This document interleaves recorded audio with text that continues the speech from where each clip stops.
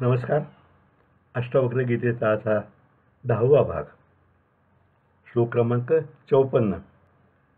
धीरस्तु भोज्यमानोऽपि पीड्यमानोऽपि सर्वदा आत्मानं केवलं पश्यन् न तुष्यति न कुप्यति. अर्थ: निग्रही पुरुष सदैव केवळ आत्म्यालाच पाहत असल्याने सुखोपभोगाने तो संतुष्ट होत नाही किंवा पीडा झाली तर संतापतही नाही. यापूर्वीच्या 8 श्लोकात खरा ज्ञाता आणि स्वतःला ज्ञाता समजणारा यांच्यातील फरक उपरोधाने अष्टावक्रांनी जनकाला दाखवून दिला आहे.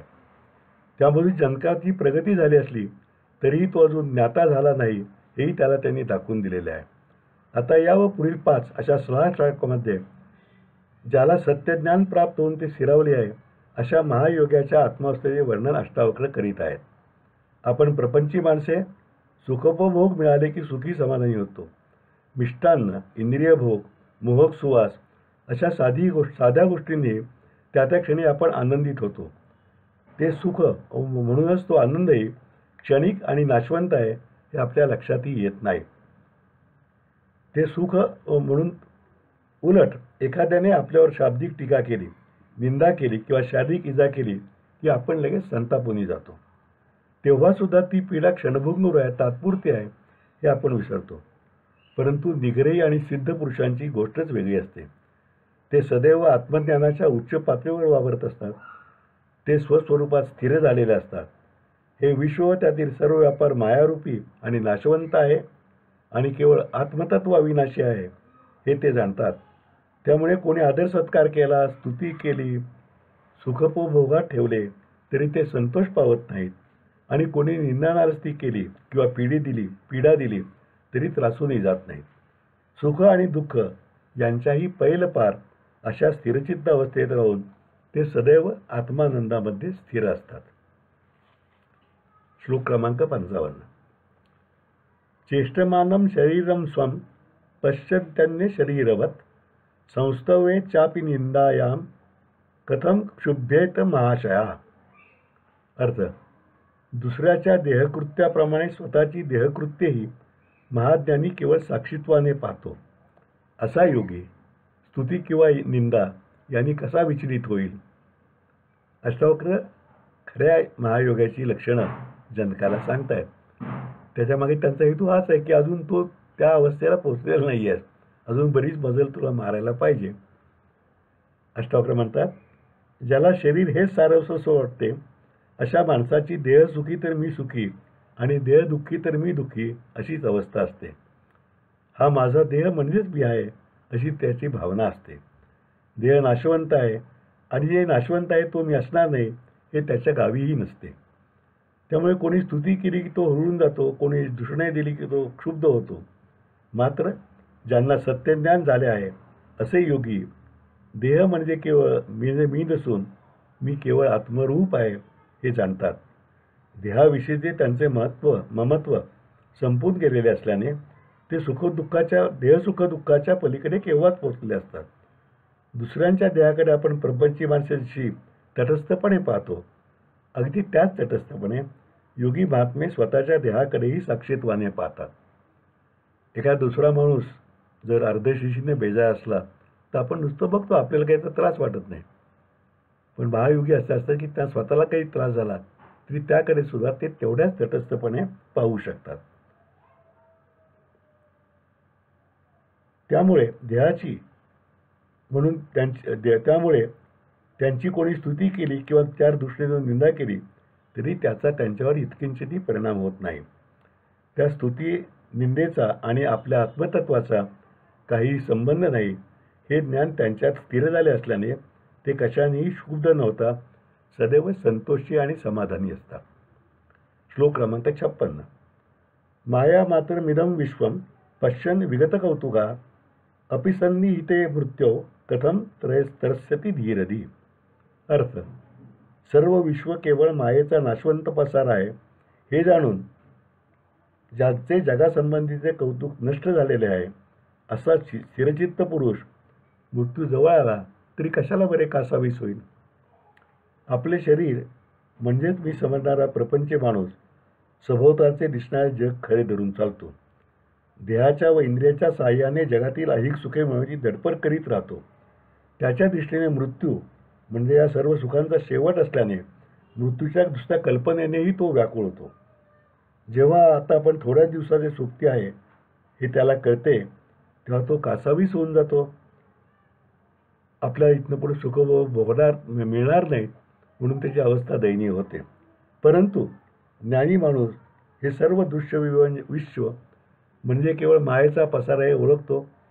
आपला देह नाशवंत असला तरी खरा मी म्हणजे आत्मतत्व अविनाशी आहे हे ज्ञान त्याला असते. जन्मलेल्या प्रत्येकाला मृत्यू आहे, देहाला मृत्यू आहे, मायारूपी जड विश्वाला मृत्यू आहे. परंतु चिरंतन आत्मतत्वाला मृत्यू कधीच नाही, त्याचा नाश नाही, त्याला ल नाही, असे ते चिरंजीव अमर्याद आहे.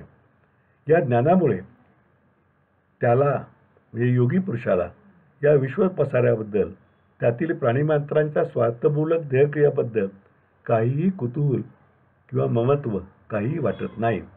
असा ज्ञानीपुरुष त्या सर्वाकडे तटस्थपणेच पाहतो. त्या ज्ञानवंताची बुद्धी निश्चयात्मकरित्या स्वस्वरूपी स्थिर झाली असते. त्याच्या लेखी जन्म आणि मृत्यू यांना काहीच महत्त्व उरलेले नसते. त्यामुळे असा योगी पुरुष स्वतःचा मृत्यू समोर दिसू लागला तरी कशाला काळजीत पडेल बरे. तो त्या स्थितीतही आपल्या आनंदामध्ये निमग्नच राहील. श्लोक क्रमांक 57. निस्पृहं मानसं यस्य नैराश्येपि महात्मना तस्यात्मज्ञान तृप्तस्य तुलना केन जायते. अर्थ, निराशामध्येही ज्याचे मन निर्लेप राहू शकते अशा आत्मज्ञानाने तृप्त पावलेल्या महात्म्याची कोणाशी तुलना होऊ शकेल.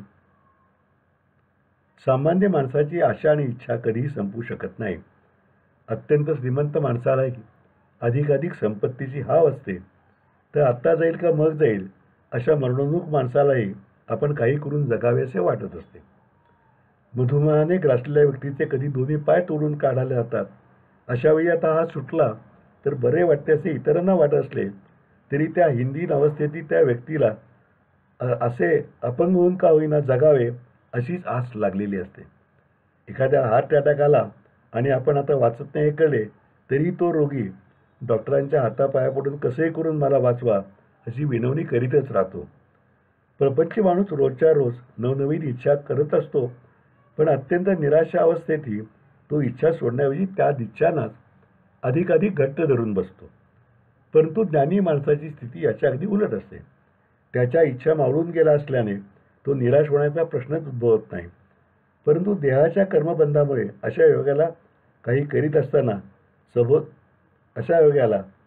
त्याचं कार्य तो करीत असताना सभोवताली निराशा वाटली तरी तो त्या निराशेने ग्रासला न जाता निस्पृह आणि शांतच राहतो. कारण त्याने सर्व इच्छांचा त्याग कधीच केला असून तो आत्मज्ञानाने सदैव समाधानात असतो. अशा महायोगाची तुलना कुणाशी करणार. कारण त्या वियोगी स्थितीत सोचलेला कोणी आढळणे दुसरा मनुष्य त्याला आढळणं शक्यच नसतं. श्लोक क्रमांक 58. स्वभावादेव जानानो दृश्यमेतन्न किंचन स्वभावादेव जानो दृश्यमेतन्न किंचन इदम ग्राह्यमिदम त्याज्यम सखीम पश्यती धीरधी. अर्थ, हे दिसणारे विश्व स्वभावता खरं म्हणजे नसल्यासारखेच आहे हे जाणणारा स्थिरबुद्धी हे ग्राह्य आणि हे त्याज्य असे का म्हणेल. विश्वाच्या पसाऱ्यामध्ये हे घेण्याजोगं आहे आणि ते न घेण्याजोगं आहे, टाकण्यासारखं आहे असं असावी कशाला बरं मिळेल असं अष्टावक्र विचारत आहेत. केवळ आत्मतत्वच सत्य व अविनाशी आहे. दिसणारे हे सर्व विश्व केवळ मायात्मक आहे आणि त्याचं अस्तित्व क्षणभंगूर आहे असा अद्वैतवादाचा निष्कर्ष आहे. पाण्यावर बुडबुडे येतात, टिकतात, विरून जातात. मुले वाळूत खेळताना वाळूचा किल्ला बांधतात. एखादी लाट येते, तो किल्ला पोटात घेऊन जाते. पत्ते खेळताना गंमत म्हणून पत्त्यावर पत्ते उभे करून पत्त्याचा आपण बंगला रचतो. एखाद्याने फुंकर मारली की तो बंगला कोसळतो. बुडबुडा वाळूचा किल्ला किंवा पत्त्याचा बंगला क्षणभंगूर असतो म्हणजे असून नसल्यासारखाच असतो. हे आपल्याभोवती दिसणारे सर्व विश्वसुद्धा असेच नाश पावणारे आहे. बुडबुडचा क्षण एका क्षणाचा असतो तर या विश्वाच्या अस्तित्वाचा क्षण काही वर्षांचा असू शकतो, पण तरीही त्याचे अस्तित्व क्षणभंगूरच आहे. म्हणजेच खऱ्या ज्ञानदृष्टीने पाहिले त्याला विश्वाचा पसार प्रत्यक्षात नसल्यासारखाच आहे. तोच नसण्याचा त्याचा स्वभाव आहे. हे सत्य स्थिरबुद्धी महायोगी जाणून या विश्वाबद्दल, त्यातील विविध प्राणीमात्रांच्या देहव्यापाराबद्दल उदासीन असतात. अमुक एक गोष्ट प्रिय, अमुक एक गोष्ट अपेक्षित, अमुक एक ग्राह्य किंवा तमुक एक गोष्ट अप्रिय, अनपेक्षित, त्याज्य असं त्यांच्या लेखी काही नसतं. सामान्य प्रापंचिकांच्या आवडीनिवडी, सुखदुःखे या सगळ्यांच्या हे ज्ञाते, त्यांना धीरधी म्हणतात अष्टावक्र, पार पलीकडे गेलेले असतात. शिव्या आणि ओव्या, निंदा आणि कौतुक या सगळ्यातील व्यर्थता त्यांना समजल्यामुळे ते या सगळ्याकडे अतिशय तटस्थपणे पाहतात. श्लोक क्रमांक 59. अंतस्यक्त कषायस्य निर्द्वंद्वस्य निराशिषा यदृच्छया गतो भोगो न दुःखाय न तुष्टये. अर्थ: विषयवासनांची इच्छा नसलेला, द्वंद्वातून मुक्त होऊन ज्याच्या सर्व आशा मावळल्या आहेत, अशाला यदृच्छेने जे भोग येतात ते त्याला दुःखी किंवा सुखी करू शकत नाहीत. सुख म्हणजे शरीर व इंद्रिय सुख अशीच आपली सामान्यतः कल्पना असते. त्यामुळे आपण सुखानं आनंदित होतो तर दुःखानं व्याकुळ होतो. थोडक्यात आपलं सुखदुःख इंद्रियांच्या वरती अवलंबून असतं. अगदी साध्या दुःखाने आपण त्रस्त होतो तर किरकोळ भोगाने सुखात रममाण होतो. इंद्रियापलीकडे, देहापलीकडे आत्मतत्व म्हणून काय आहे आणि देह नाशवंत आणि आत्मतत्व अविनाशी आहे अशी आपल्याला गंधवार्ता सुद्धा नसते. इंद्रियाच्या विषयाबरोबर झालेल्या संयोगाने सुसंवादी स्पंदने उठली की सुख आणि विसंवादी संवेदना उमटली की दुःख हा त्याचा जीवनमार्ग असतो. वास्तविक जेथे देहच खोटा तेथे देहात्मक सुखदुःखही हेही खोटेच असते. परंतु सत्य ज्ञानाच्या अभावी सामान्य प्रपंच त्यालाच खरे मानून चालत असतो. परंतु ज्याला आत्मतत्वाचे सत्यज्ञान झाले तो विषयवासनापासून मुक्त होतो. त्याची खरे काय आणि खोटे काय ही दौतभाव नावळून तो आत्मपदी स्थिर झालेला असतो. त्याच्या मनातील सर्व आशा संपून त्या आशांची जागा अहिकाबद्दलच्या तटस्थ उदासीनतेने घेतलेली असते. देह आहे तोपर्यंत यदृच्छेने देहभोग त्या ज्ञानी पुरुषाच्या वाट्यालाही येतात. शरीर आहे म्हणल्यानंतर शरीरभोग येणार. कितीही ज्ञानी पुरुष असला, सिद्ध अवस्थेला पोचला असला तरी त्याला कुठंतरी काही काटा लागला तर लागणार, दुखणार, एखादा आजार येणार, पण त्यामुळे तो विचलित होत नाही. पण हे दुःखभोग त्याला विचलित करू शकत नाहीत. कर्मानुसार येणाऱ्या भोगांनी तो सुखी किंवा दुःखी होत नाही. नव्हे, अशा कोणत्याही कर्मभोगात स्थिरचित्त योग्याला विचलित करायचे सामर्थ्य त्या कर्मभोगात असूच शकत नाही. श्लोक क्रमांक 60.